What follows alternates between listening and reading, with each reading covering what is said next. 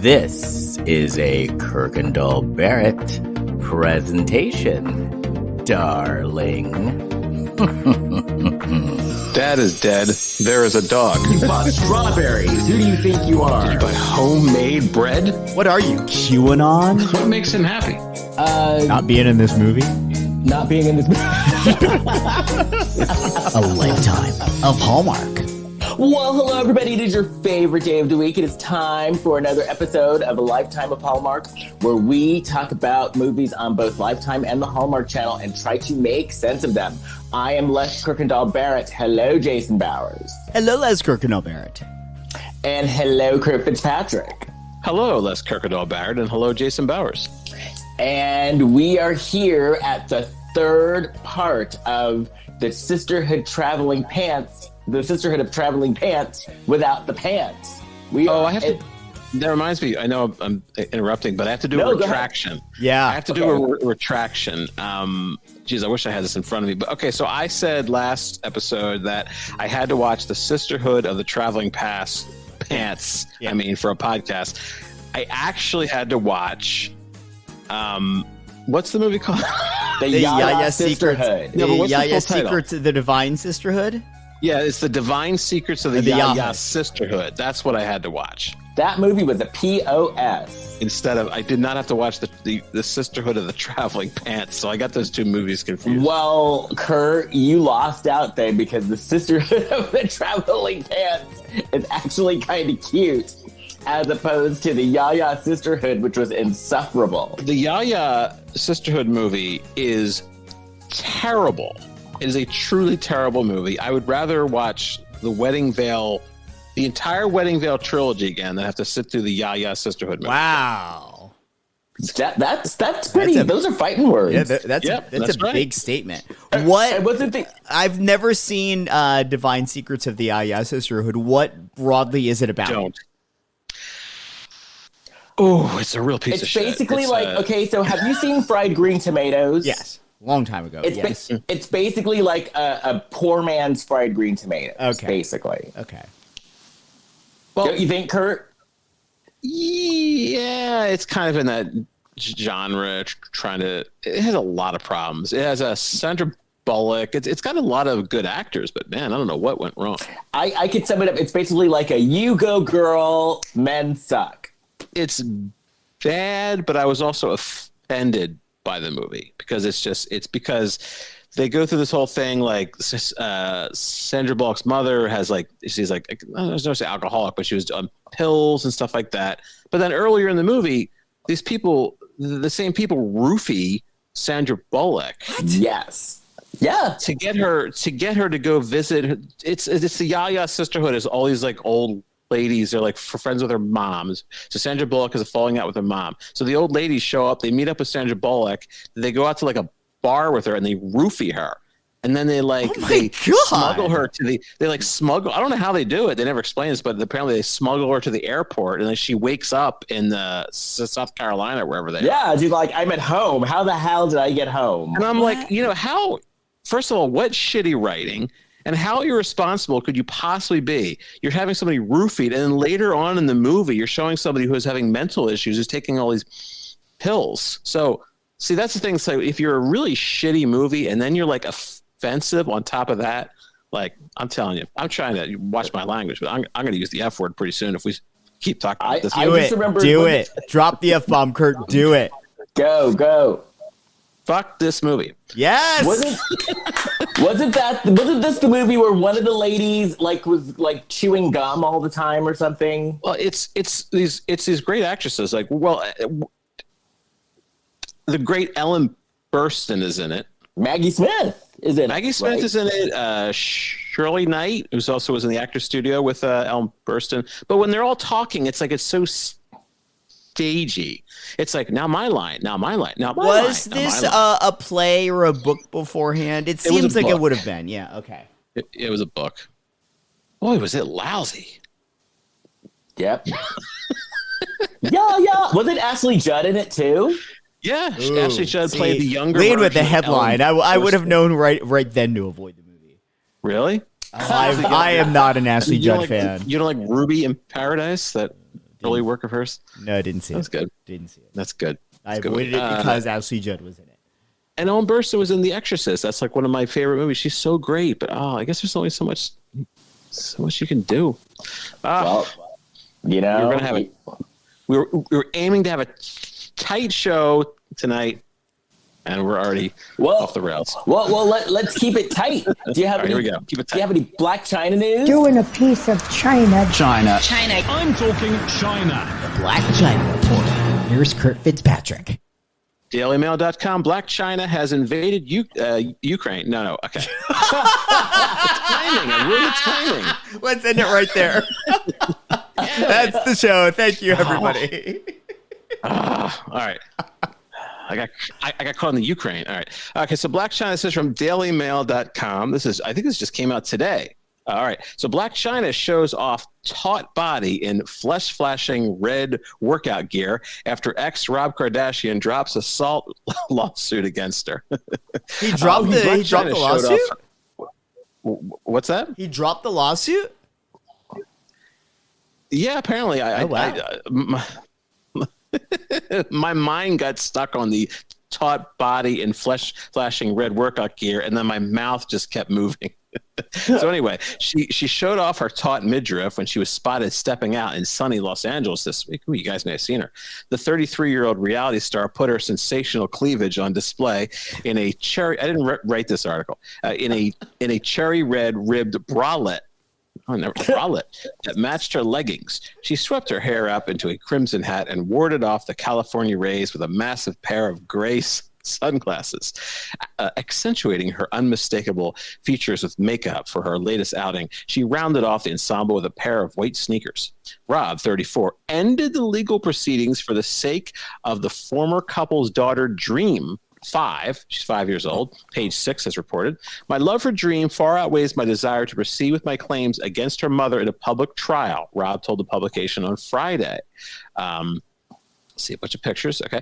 Now that the court has ruled that there is sufficient evidence to warrant a jury trial on my claim for assault for our daughter's sake, I'm dismissing the action and focusing on my co-parenting relationship with Chyna, he added. News of the dismissal follows the judge's recent denial of Kardashian's motion to delay the commencement of the trial. Kardashian originally sued Chyna in September 2017 for assault, and the case was set to begin next week. On Friday evening, Blac Chyna shared a new photo with her 16.3 million Instagram followers and said, "Life's good." And that's so Rob previously filed a lawsuit, claimed to try to strangle the iPhone core. We all know that. He added that Chyna had done after consuming copious amounts of drugs and alcohol. We all know that kind of stuff. And so, yeah, so that's pretty much the big news. There's some more stuff written here, but I'm going to stop there. Wow. Okay. Yeah. Good for Chyna. Yay, congratulations. And especially since big news. He was probably going to have to prove that she picked up the 10-foot pole or whatever, however big it is at this point, to hit him. Yeah. So that's big news. Looks like the case has been dropped. But we still have that other case. Oh, yeah. Which was that? That's Blac Chyna suing the Kardashians and E over the cancellation of the show. Yeah, we still have that. That's right. All right. I looked up Blac Chyna news. There's a whole bunch of stuff, so we'll have to cover some more stuff for next week. Oh, wow. It's good to see that she's busy again. Yeah. And wearing a fabulous outfit. That story was as if Burlesque had written it. I know, right? Oh, especially like a bralette. Not just a bra, but a bralette. What is that? I guess it's like a miniature bra. I like Smurfette. It's a female bra. But you know what? I was listening to the radio the other day, and actually, that is like one of the new hip things is to wear just a bra and like pants or like. So like Sue Ellen Mishke on Seinfeld. Basically, like wear a bra and like a blazer. That's like the new thing to do. That was a Seinfeld storyline 30 years ago. Well, but also the receptionist in Splash, wasn't she wearing a bra? Yeah. You remember that? Yeah. Well, now it's on trend. Day. Wow, they were ahead of time. Okay. Yeah, Les doesn't like it when I do a page 6 story because they don't Page 6 doesn't really talk about her outfits too much. They get straight to the point. Yeah, page 6 is like one paragraph, so they're not trying to fill out a page with lots of text, whereas Daily Mail was the opposite. Daily Mail is 8 million paragraphs all regurgitating the same info and about 20,000 photos. Right. Pictures, yeah. I was looking at that stuff. Talking about her hair being swept up in a hat, all that. Well, let's get into this movie. Okay. The Wedding Veil Legacy, starring Sammy Brady and Nicholas Alamain. Much better than the second installment. Thank goodness. It was much better. Well, you know what? I think because the lead was bitter. Yeah. I think that she was bitter. You think making her bitter made it a better movie? Yeah, I like because the she fact let her that bitterness she go had an edge. after like 2 minutes. Like the bitterness did not last throughout the entire movie. Well, it was Hallmark bitterness. True. She's still bitter. I liked it because it didn't directly follow the Hallmark formula for every beat of the movie. I liked it because it was sort of scandalous for Hallmark. They said the word divorce not one, not two, but 3 times. They said the word divorce out loud 3 times in this movie. Yeah. And not only did they talk about divorce, they talked about trauma that was caused by the divorce. Yeah. They dealt with the end of a relationship in a very realistic way. I found racists and narcissists in this movie. When we go along, I'll point them out. Okay. Okay. Please do. Please do. So stay tuned. How's that about that? But the biggest reason why I think I like this one better is the last 2, but especially the last one, the entire plot is tied up in trying to explain the mythology of this fucking veil, and this movie ignored it all for the 95% of the movie and finally dealt with it at the end, just crammed in a bunch of dialogue to explain it away, but it just let it be a movie on its own, really. Yeah. Oh, yeah. This could definitely be like, out of all 3 of them, the first one could be a standalone, and this one could be a standalone. Yeah, for sure. No. Yeah. They didn't need all that stupid explanation at the end. Who cares? Yeah. Well, I thought that was interesting, though, and we'll get to it. I did think that twist was interesting. Yeah, we'll get to that. Okay. So, The Wedding Veil Legacy is the name of this one. The Wedding Veil, this time it's personal. This is where we are in our lives. The Wedding Veil Legacy, this time it's personal. So we have our ladies together again, Emma, Tracy, and Avery. And then Tracy, who I just kept on writing Sammy, is telling her friends how Finn has an audition. Oh, because they were in New York. Oh, no, they're in Maine. They were in Maine in the beginning. They're in Maine. Yeah. They're never really in New York, but okay. So we find out, though, that Finn, who we've been hearing about for 3 movies, Finn has an audition in LA. And so they were going to get lobster rolls, which I love. I do love a good lobster roll. And Tracy is kind of bitter about getting the veil, and Avery and Emma at this point are like, you're getting the veil, so get ready, girl. And she was just kind of like, yeah, whatever.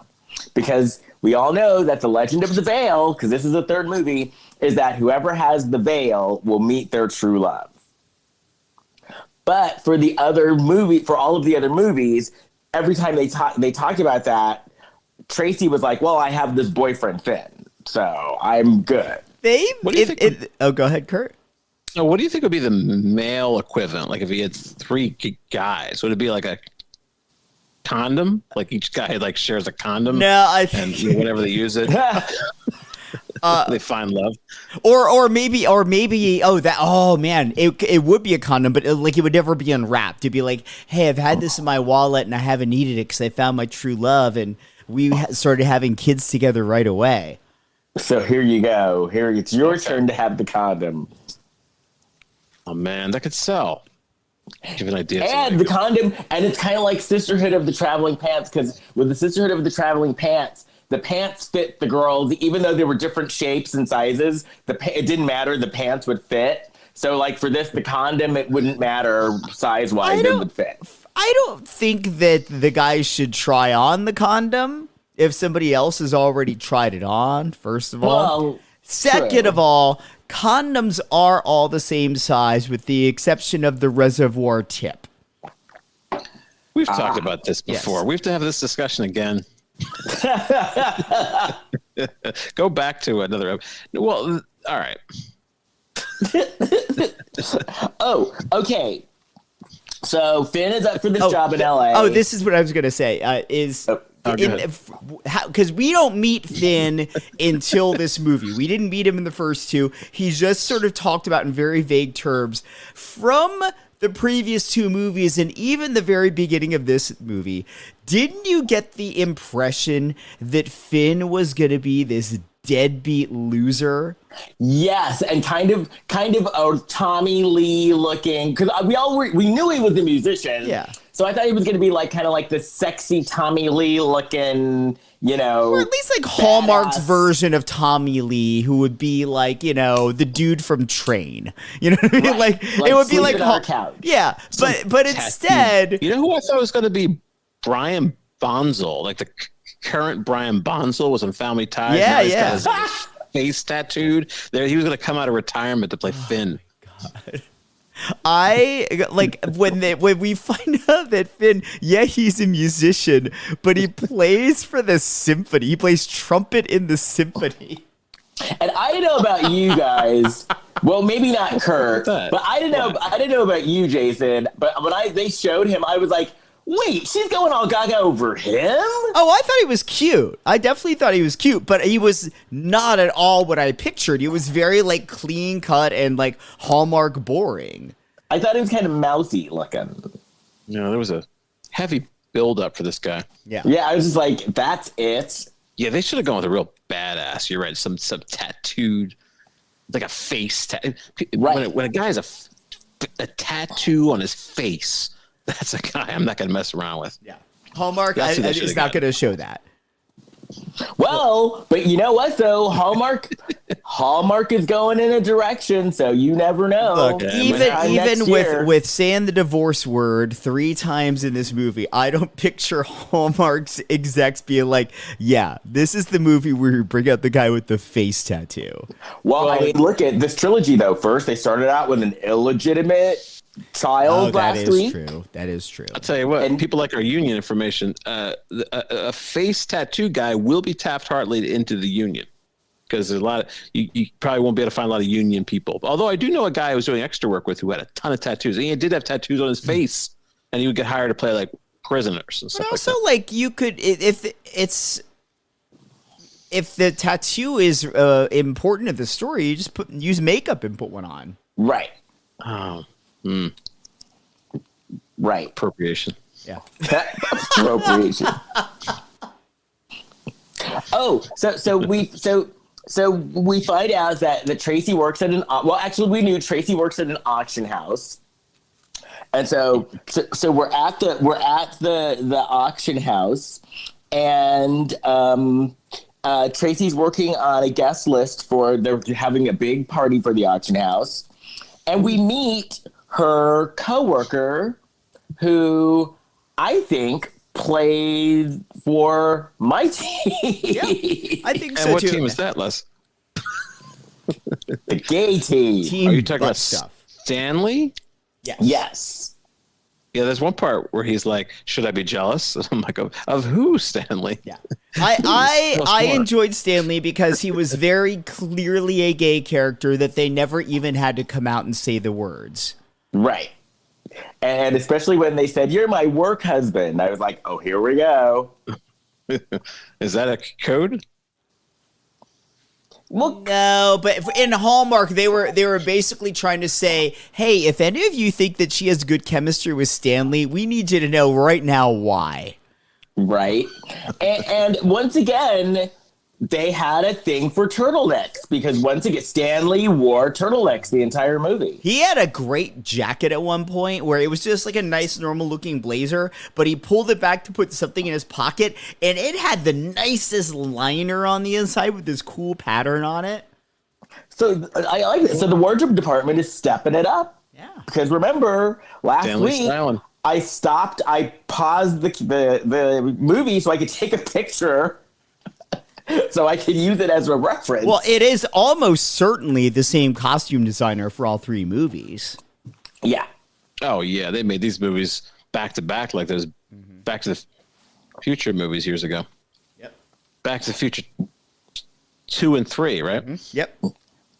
So once again, after this scene, we already talked about Finn because my note was after all this shit we talked about Finn and we heard about Finn. This is all we get. I was a little outraged. So we find out that Finn hates New York, so he's hoping that he gets this job. He doesn't like the winter. Right. And Tracy's like, well, I don't really like the sun anyway. And so another thing I liked, though, actually, I'm jumping in the gun with this. So she's talking to Stanley again. We find out Finn got the job. Tracy. Oh, this is the part. Tracy is not happy, and when she's talking to Finn, what I loved about this is he's like, well, you can move to New York. You can move to LA with me. And she's like, I have a career, too. I'm not going to give up my career to go to LA with you. And I liked that. I did, too. Yeah. Because, oh, no, go ahead. No, he tells her, he says, well, there are other auction houses in Los Angeles. You could work there.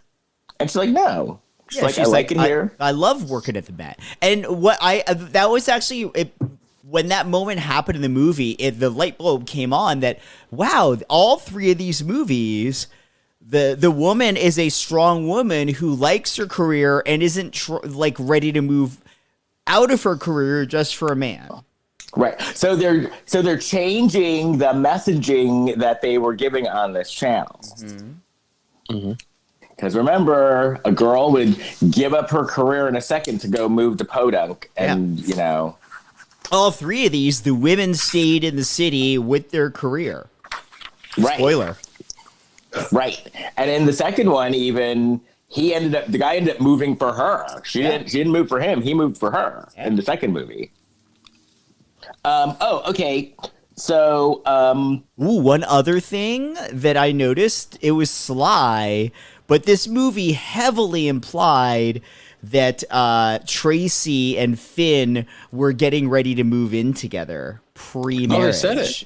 No, but they kind of hinted that maybe they'd get married or something, but they really didn't hint that heavily at that ever being a possibility. Ooh. So, yeah, living together before married on Hallmark. Right. Well, he said a lot of his stuff was there, I guess, like chairs and things like that. And the condom he shares with his two male friends. That's right. Yeah. But he still has to find true love. So, we hope one size fits all. Right. So then Avery calls Tracy. Avery found someone to fix the veil. It's at this place called Luigi's. So they go to Luigi's, and Nicholas Alamain was there trying on a shirt. And then we find out his name is Nick in this movie too. So it was like perfect. So then he's on soap opera? Yeah, he was on Days of Our Lives. Okay. He was Nicholas Alamain from Alamania.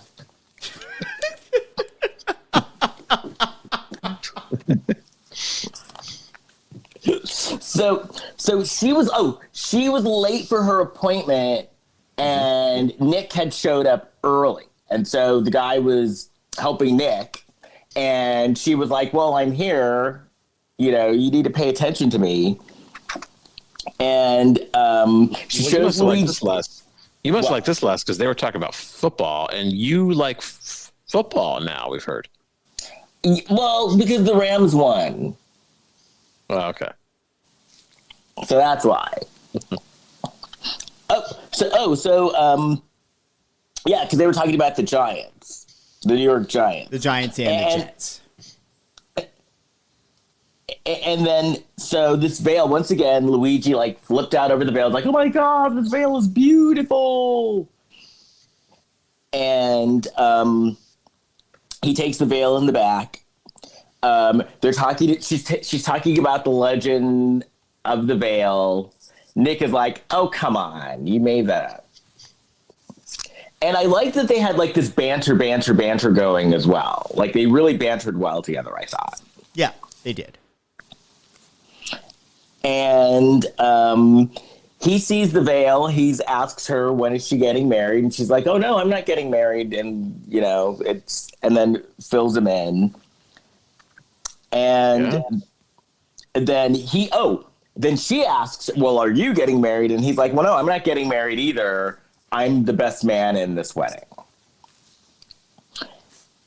And then I just realized we never see that wedding in the movie. That they could have shown that, and frankly should have shown that. Right. Yeah, I didn't realize that. So then one of the things that is that the auction house wants to procure is, I'd heard of this poem. I never knew that it was called the Lazarus poem, though. I believe it's called The New Colossus. Lazarus wrote it. Oh, okay. But it's the poem that's on the side of the Statue of Liberty. Yes. And so they found like the original draft of it. And the new, I got it right here. Not like the brazen giant. Oh, maybe this is a different one. Okay. So she's trying, she's trying to get her hands on this. Then we cut to an Italian restaurant, and it's Nicholas's family's restaurant. But before that, when she's talking to, I think there's a guy who shows up who, it's give me your tired, your poor, your huddled masses yearning to breathe free. Mm-hmm. The guy who's selling that to him, I know this sounds juvenile, but is his name Mr. Whitecock? That's what it sounded like. It may have been. Might have been. Yeah. Okay. I mean, back when they first started giving out surnames, it usually described something about you or your family. So, well, this was the guy who was selling the poem, right? He shows up. He wants to sell. I think that's what he had the poem. I think it was Mr. Whitecock. Well, maybe Mr. Whitecock refers to his white cock as huddled masses yearning to breathe free. Okay. That's all right. You're tired, you're poor.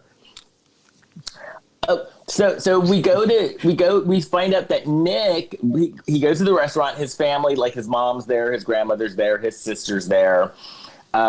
And he's opening up an Asian fusion restaurant, which actually sounded pretty good. I don't know. I've heard some people have big problems with that. Why? You're not Asian, and you're opening up some Asian restaurant. Some people have issues with that. Even though it's fusion, because it was Asian, it was Asian and Italian, and he is Italian. I'm not saying I have a problem with it. I'm saying there are people who do have a problem with it, so I'm just starting trouble. As somebody who is partially of Asian descent, I will say big fucking deal. Open whatever goddamn restaurant you want to, as long as you know how to cook. It sounded really good. It sounds going to be really good.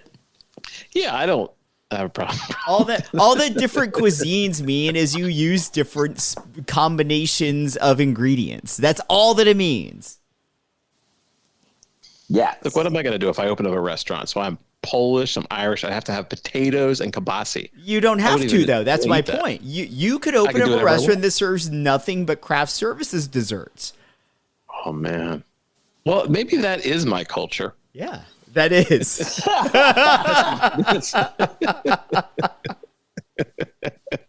That's what I would have to open.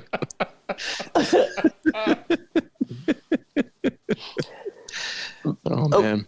So then we find out that Tracy's mother owns this swanky art gallery. And so she goes to the swanky art gallery to visit her mom. And we find out her mom is divorced. Well, devil's advocate again. This is where I thought she's a bit of a narcissist. She thinks her daughter is so affected by this divorce. Now, maybe she is, but I don't know. And you know, she's talking about settling down, and Tracy's like, well, I'm busy. And I wrote, well, she's a Hallmark heroine. Of course she's busy. I think in this case, maybe Tracy was affected by the divorce, because what else would explain her basically living with a guy and thinking that he's a deadbeat musician with a dude literally is an orchestra in a symphony. Wait, Tracy thought Finn was this like deadbeat, and he like had a job playing for the symphony. Right. Tracy was running away from commitment. Okay. Well, he wasn't a deadbeat, was he? No, that's my point. Is she viewed him through that lens? I think. Oh, okay. So she was trying to push him away. Yeah, like she had this great thing, this great relationship potentially, and she's like, nah, yeah, I can't with this deadbeat. Right. Man. So there's lots of peel back there. Oh, so she buys a trampoline. You say that so offhandedly. She did. I like that trampoline. I like that it had handlebars. And her neighbors, because she lived upstairs. She lived on the top floor, so her neighbors downstairs must have loved her jumping up and down the trampoline. If it's working as it's supposed to, the neighbors shouldn't hear her, because she's not jumping on the floor; she's jumping on the elastic or whatever it is on the trampoline. So it should be moving around. If I would walked, I had these people downstairs were hitting a broom and writing me notes and all kinds of stuff. What, like you're walking too much? Yeah. This was back when I guess I didn't have a lot of resources at the time. So I found a bunch of scraps of rug someone was throwing out, and I carpeted my place with that. And then after that, I could walk on this carpet and everything was okay. I've revealed too much again. Not at all. Oh, so the caterer for Tracy's party quit. And so Tracy needed to go find another caterer. So Tracy and Stanley went for a tasting at this Italian restaurant. And then it turned out to be Nick's family's restaurant. And she sees him and she's like, tuxedo? Because she called him tuxedo because he was getting a tuxedo. And he's like, wedding veil? And so the food ended up being amazing. And then Stanley's like, well, you can get Nick to cater a party. And then she kicks Stanley under the table. Yeah, right, the balls. Would you guys watch a crime comedy drama called Tuxedo and Veil? It would be something on like TNT. Yes. Yeah. I would totally watch it. I would watch a crime, because we need somebody needs to bring back like a Heart to Heart or a Scarecrow Mrs. King. Yeah. Like right. the two leads have like sort of, or even a Moonlighting where the two leads have, some romantic interest between them, but they're also solving crimes. Right. Yeah. Well, I did love Moonlighting at the time. So there really isn't a show like that right now. No. There's It's no all like CSI. sexual tension. Hallmark could actually do this, because Hallmark, they've got that Hallmark Movies and Mysteries. They could do Tuxedo and Wedding Veil. Yes. And all the crimes could be like wedding related. Starring Lacey Chabert. Yes. She has a new contract. Remington Steele was kind of like that too. Yeah. I could see Lacey Chabert in a murder mystery like that. Yeah. That's why they should hire us as consultants. We have many more ideas, beyond this. Doesn't Lacey solve crime through crosswords or something now? Oh, that's right. She's the crossword puzzle mystery. And then I saw a commercial for Aurora Tea Garden. Yeah. Aurora? Isn't that HBO show? Oh, no. I'm thinking something else. It's Euphoria. And then, of course, there's Tracy, who's the murder she baked murders. Mm-hmm. Well, And Autumn Reeser, who was who played Emma in these movies, I don't think she has a series. She could do it. Yes. Okay. Are you listening, Hallmark? Yeah. Give that woman a job. Yeah, Tuxedo and Wedding Veil. We'll write it. You're welcome. Yeah, we'll do it. We're always looking for stuff to do. Okay. Oh, I liked this. I liked Nick's sister. Because Nick was being weird and the sister's like, because didn't he turn down the work, or he wanted to turn down the work? And the sister's like, what is wrong with you? We need the money. Shut up. But then he takes the job without even asking how much they're going to pay. But right. I don't know. I guess they had to cut to the chase. Yeah, like he didn't even get numbers. Like how many people is he catering for? No, he just said yes. What's your budget? Right. What's the date? Nope. Yeah, and the sister's like, look, dude, we need this money. And whatever it is, take it. So, so then she's talking to Nicholas about the letter, and we find out that Nicholas is a big history nerd. So this was like right up his alley. So he loved hearing about this. And so then, we see Nicholas and his family, and he got a new sign for the restaurant, for his Asian fusion restaurant. Mm-hmm. And then, Tracy finds a museum that wants to buy the letter. Mm-hmm. Or the auction house wants to buy the letter. Okay, this is weird, because the auction house wanted to buy the letter. No. So the basically, auction house is auctioning off for the guy that owned it. And so they wanted to find a buyer.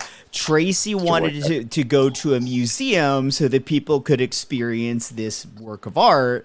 And so she tried finding a museum that could get it. And so she found a history museum that could pay for half of it. So they basically needed to find a rich donor to pay for the other half. Because that's the part that was confusing me. Is like, okay, so the museum could only pay half, and so they need because that was kind of confusing me a bit. Like, because I was like, half, yeah. But now and then there's this creepy like sex offender looking guy who he wants to buy it for himself and just keep it in this private little home that nobody sees. But he lures children back to. Do you want to see this original poem I have? What children is he luring with the original poem that is essentially on the Statue of Liberty?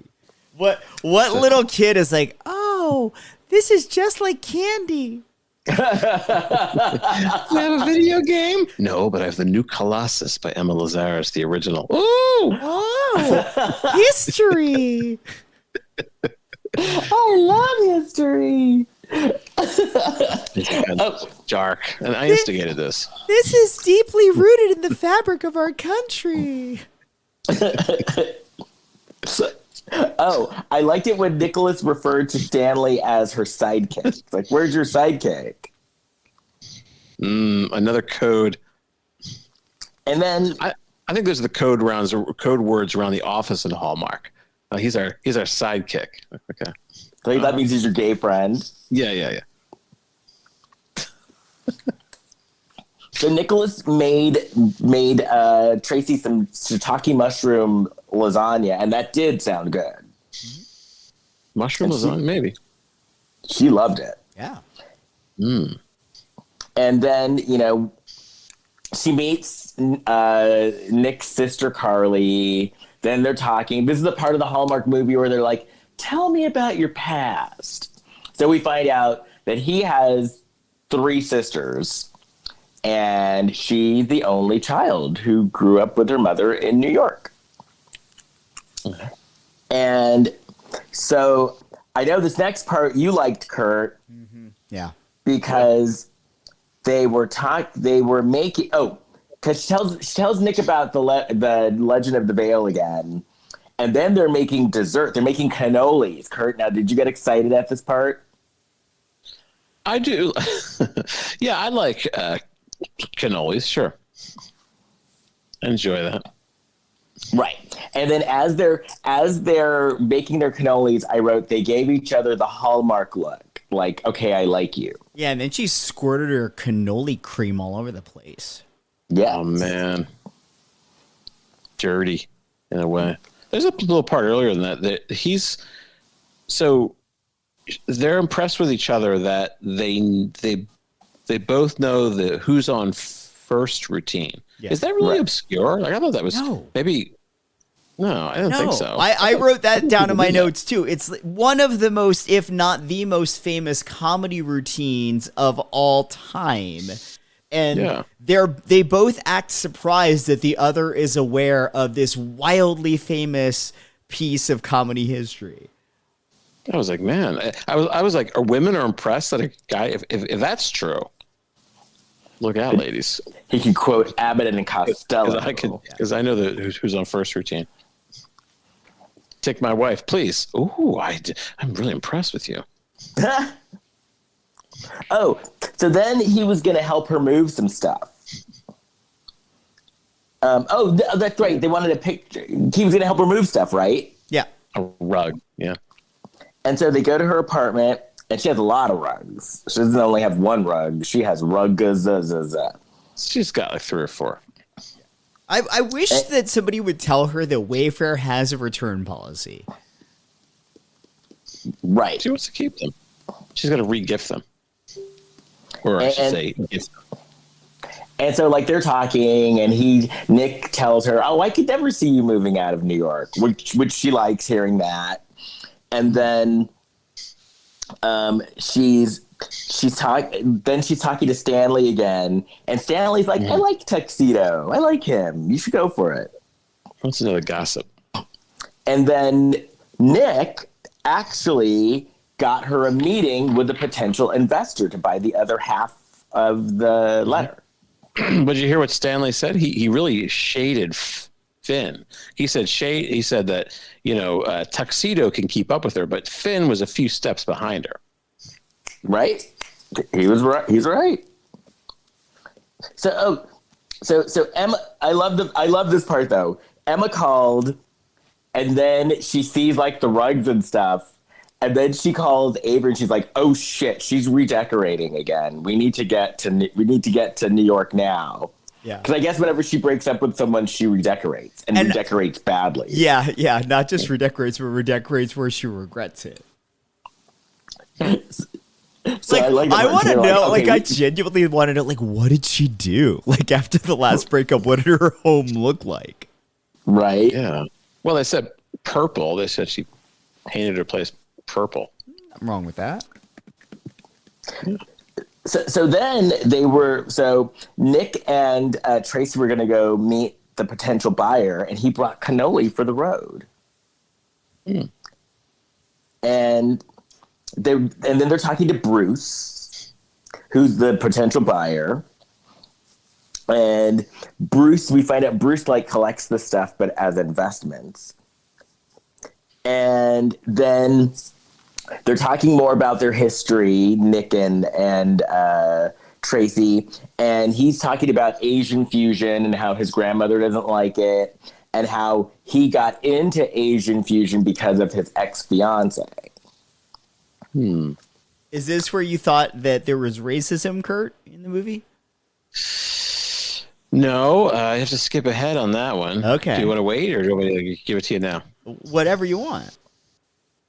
This is a little confused, a little bit of a gray area, but his grandmother has a problem. She's like, when she sees Tracy, she said she's not Italian. Oh, okay. Yeah. Oh. And I kind of wonder, Well, because I thought maybe it was because grandma was shading the Asian fusion. Like maybe grandma doesn't like Asian people.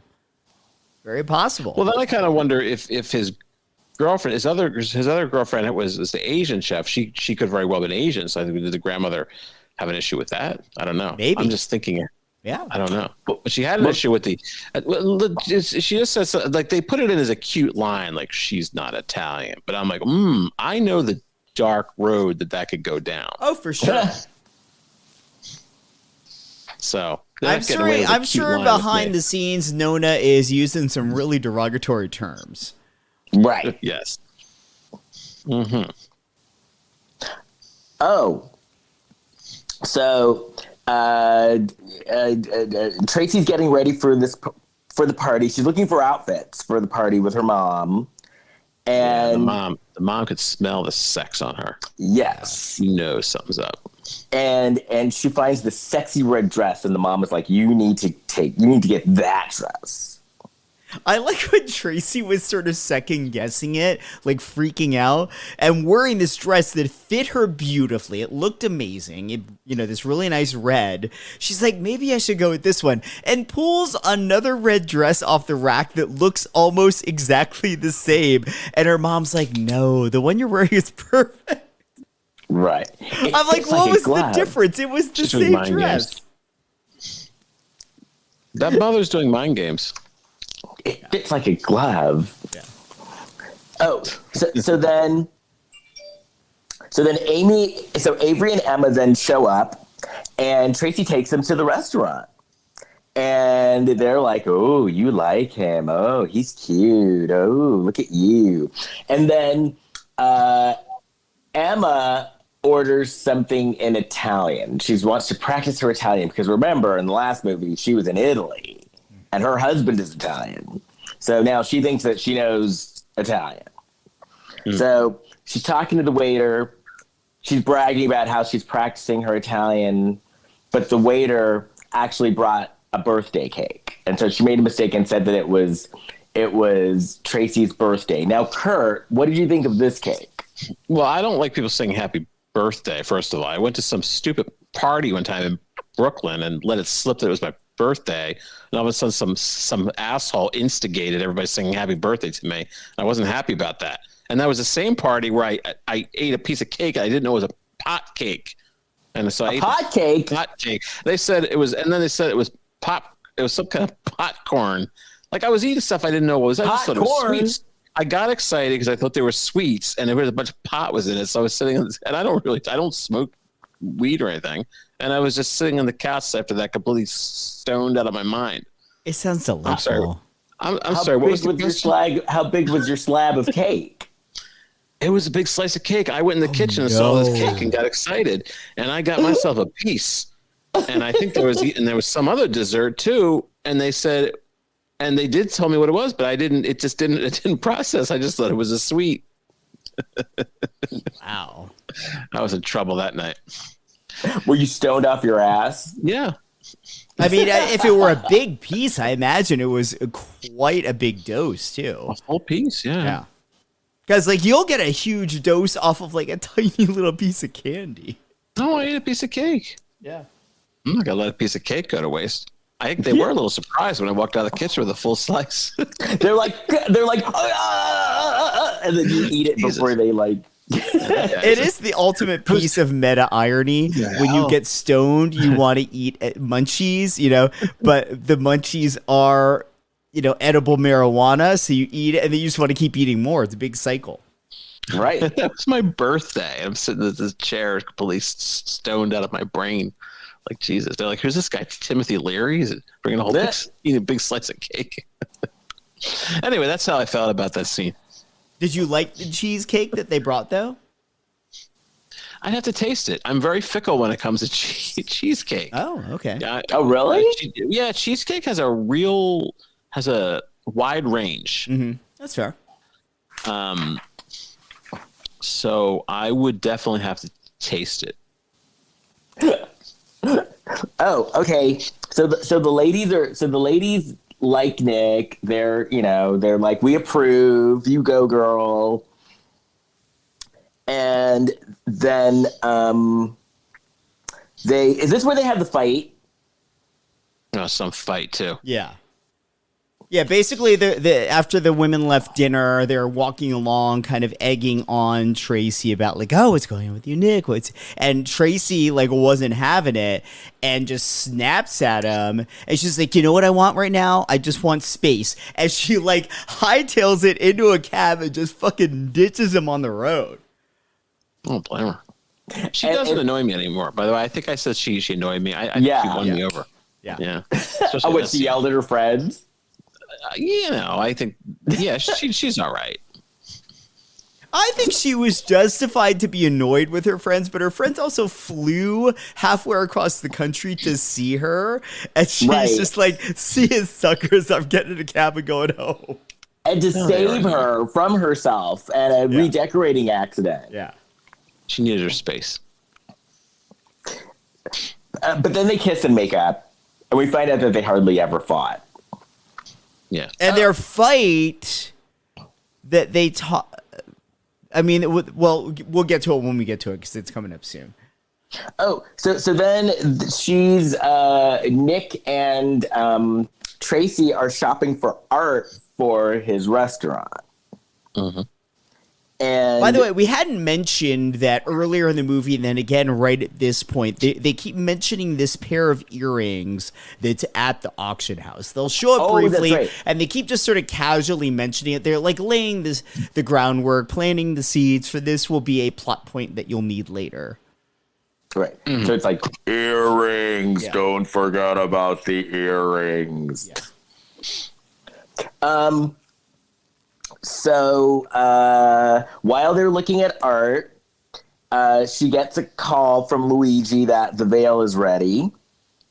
And then Emma and Avery call to apologize to her, and they're like, we're sorry. Yeah. And they talk about the last time they fought. And Kurt, did this make you sad? The last time they fought? It was over cookie, right? Overeating the last chocolate chip cookie while they were studying for finals. No, it's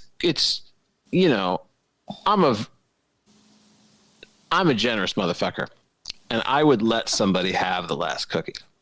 Really? That's how I feel about it. Yeah. Okay. Oh. That's the only way I can put that. I'm going to write that in the notes right now. Kurt is a generous motherfucker. Yep. I was trying not to swear, but that's the only way I can express myself.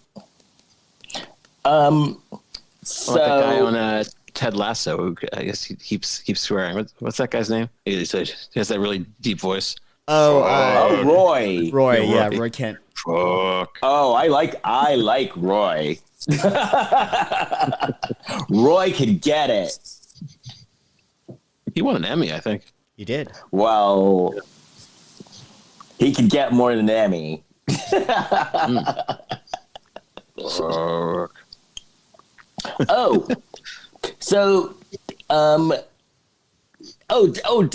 she's looking for the earrings, did we mention Carter, the guy who Carter Wainwright, the guy who like locks up his art?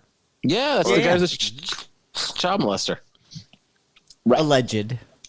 Well, he's not a real. He's a fictional character. I'm not saying the actor is. Oh, so then Tracy gets the tip about this guy named Rangan Narba. Oh, I thought Reagan, from The Exorcist. No, Rangan. He's like an entrepreneur, a tech who. guy. He's a tech entrepreneur, but he's a gentleman of color, and so she thinks that he would probably, since he's from an immigrant family, he would probably appreciate the letter. How do you think Nonna feels about this guy? Hope the grandma doesn't meet him. Yeah. Oh, yeah, that's true. Nonna has opinions. Yeah, grandma would have stuff to say.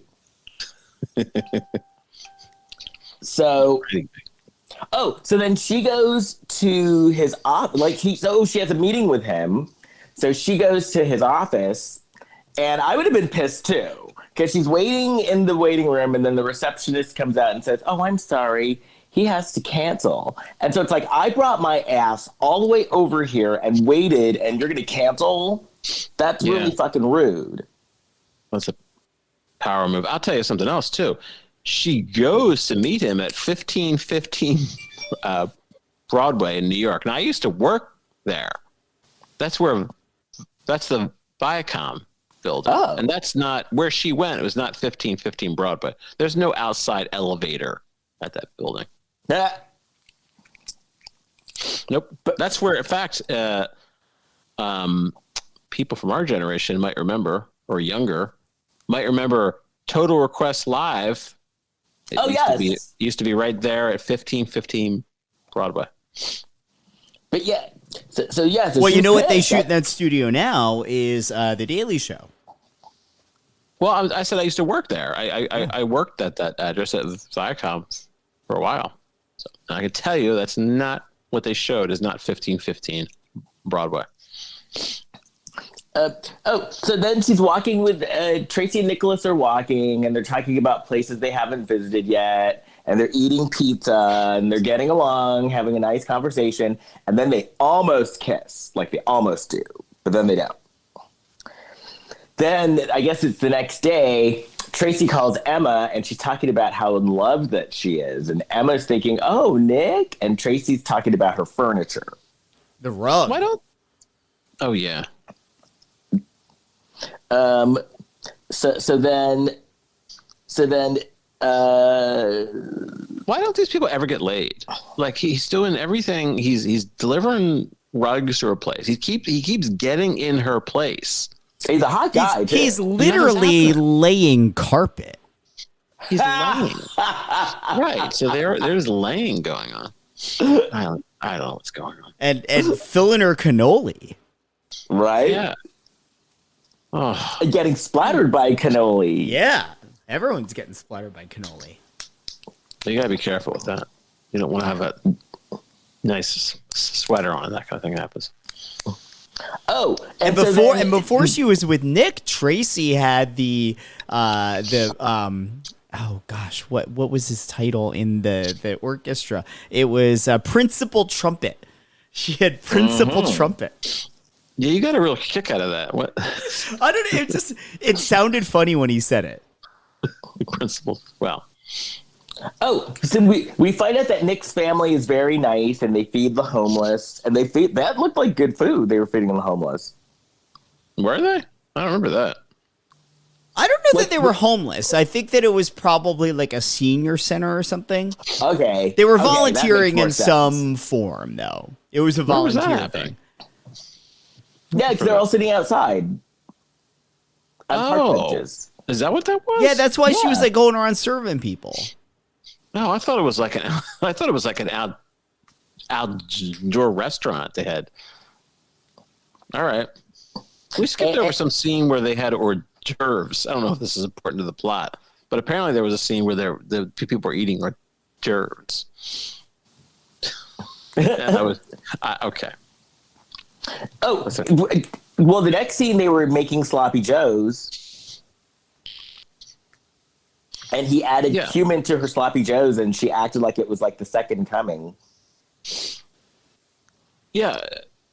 Is anybody in this movie concerned about blood pressure at all? Or they're eating just tons of mounds of red meat, and then they're washing it down with a bunch of liquor. Well, cumin is supposed to be good for you, as is red wine. They do drink a lot of red wine in this movie. Oh, red wine's good? Red wine is good for your heart. Yep. For the heart? Okay. So then start drinking then. Yeah, you're supposed to drink a glass a day, at least. Oh, yeah? I do more than one just to be safe. Just make sure it works. Yeah. Oh, so then Tracy finds out where Narga has his Reagan has his breakfast every morning. Reagan. And so she goes to his breakfast place, and it's like some hole-in-the-wall breakfast place. And she approaches him, and he starts out for a split second. I think he's going to be a total dick, but then he turns it around and invites her to join him and talk to her. She ambushes him. Yes. Much like I ambushed. Who was the guy who used to be on SNL? Gerald Hammond. He was. You did? Well, I saw him. There's a diner, the Westway Diner in New York, where you occasionally see a celebrity or two. And I saw Gerald Hammond. So I walked by and I said, hey, how do I get to audition for SNL? And he's like, well, just go do stand up and stuff like that. That's what I do. And I said, well, I do one man shows. And he said, yeah, do that. So that was it. That was the advice I got. I was like, yeah, do that. Okay. Yeah. Oh, all right. So I liked when she was ambushing this guy. I like that he called her out because she kept apologizing. She said, I'm sorry. And he's like, you said I'm sorry 3 times. And she kind of like, it could have been like taken really, really, she could have taken great offense to that, but she actually took it in like, yeah, you're right. Like, I need to stop apologizing. Yes. Yeah. And he listened to what she had to say. Yeah. That was nice of him. So then they're at the auction, and the stuff is being auctioned, and the letter comes up, and it's about to be auctioned, and then they were like, we need to cancel the bidding for this. It's been sold.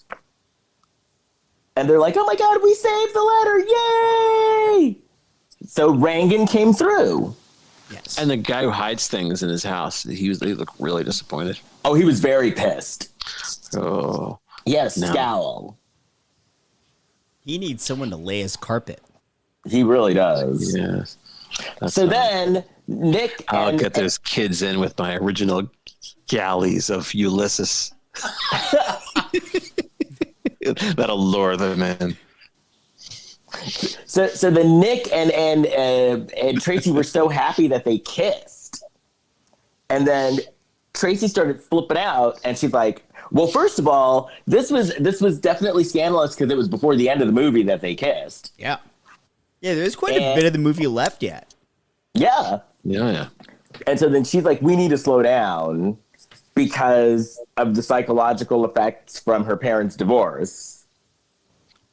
And we find this out because she doesn't talk to her mom, and her mom's like, listen, don't let my divorce like mess your life up. You need to get it together, sister.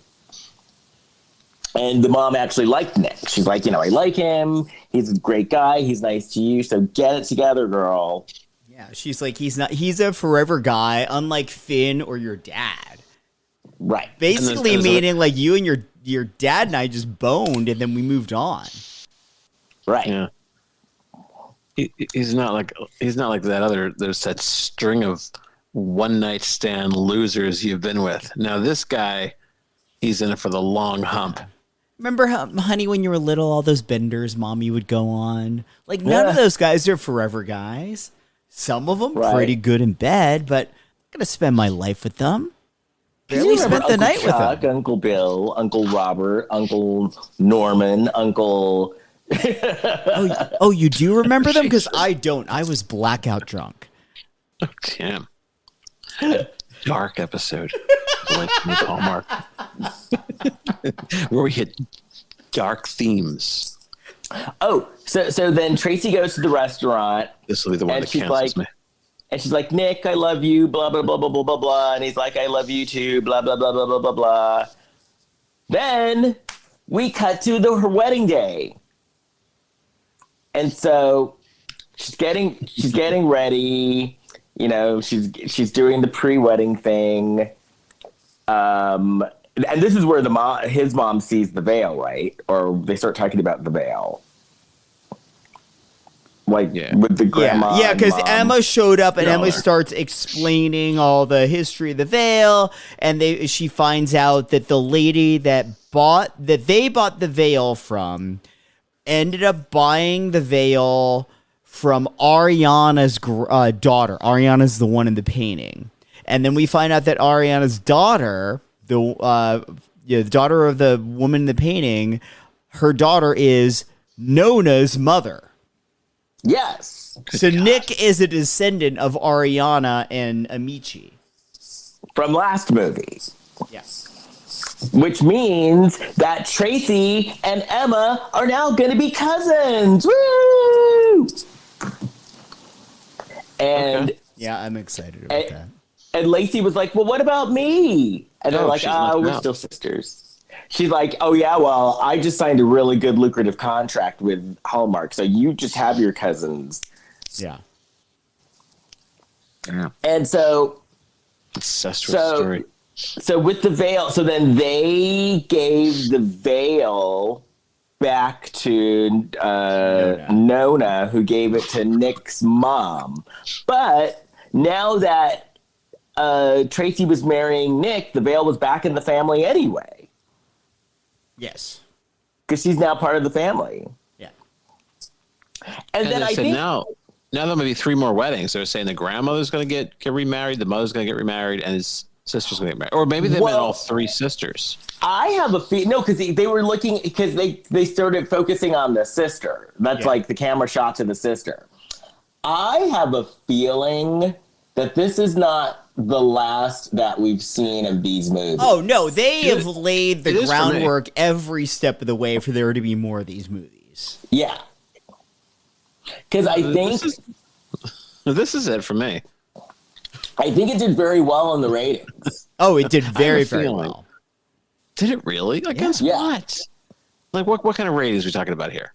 The second movie, the premiere of the first movie had, I think, the second highest ratings in the channel's history for a non-Christmas movie.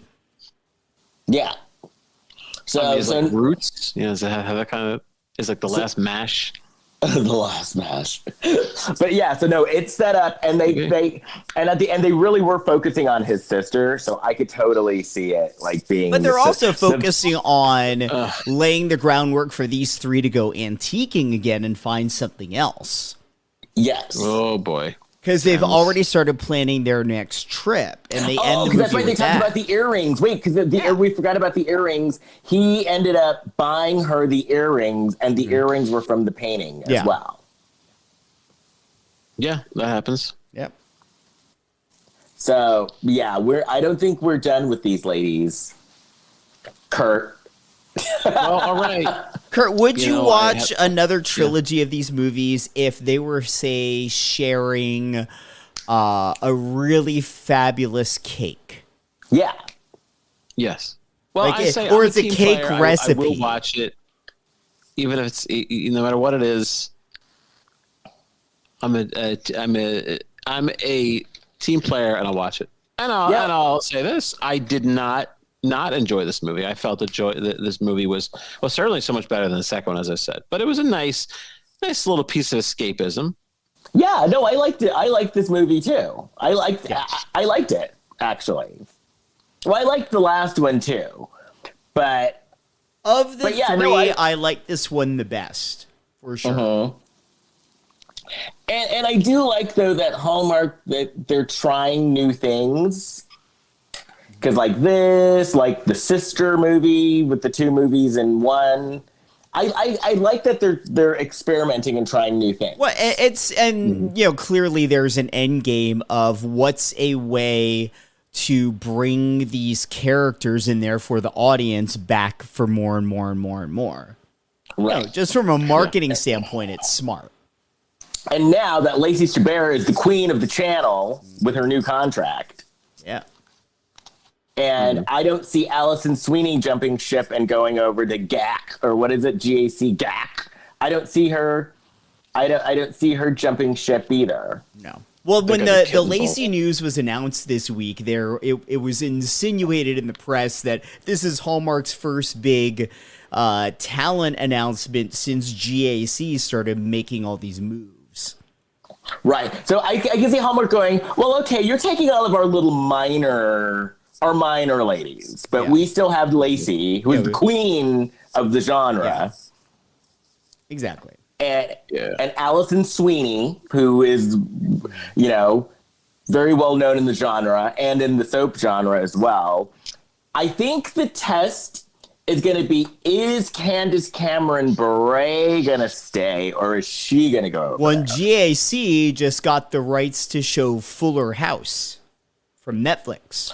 Well, then that means she's going over there. That doesn't mean anything. That just means that they want to lure some of the audience that likes Candace. Right. Doesn't mean that Candace is going anywhere. She had no say in that decision. But I think that Hallmark is gearing up, and they're like, okay, you want to play this game? We'll play it. Oh, for sure. For sure. That network is able to get. So will Fuller House still be available on Netflix? Yes. Or are they getting like the exclusive rights? Okay. Yeah, like it doesn't happen a lot, but sometimes the streamers sell their shows. Like I know early seasons of House of Cards were available in first run syndication. There's another one that did that a few years back. It was Sex and the City that they kind of trimmed them down, and they used to show those in syndication too.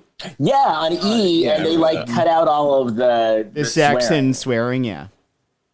Which Sex in the City, you've got to have swearing and sex, or it's not worth it to watch. You know, you gotta have Samantha dropping the F-bombs. It wasn't a streaming show. Well, yeah, I guess that could work.